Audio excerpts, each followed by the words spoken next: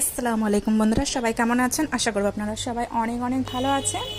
তো এখন বাজে 10টা, আমি আমার ব্লগটা চালু করছি। এখানে আমি সব কিছু আগে থেকে রেডি করে রেখে দিয়েছি। জাস্ট মাংসটা নিয়ে এলে শুধু রান্না করব। আজকে চিকেন রান্না করব, তো তার জন্য আমি আলু, পেঁয়াজ, টমেটো সব কিছু একদম রেডি করে রেখে দিয়েছি। এই দেখুন বন্ধুরা, ওইখানে দেখুন আমি সব থালা বাটিগুলোকে রোদে ধুয়ে শুকনো করতে দিয়েছি।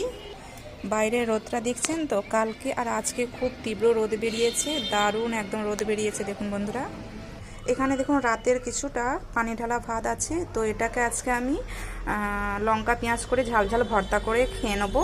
ছেলেগুলো তো সব স্কুলে চলে গিয়েছে।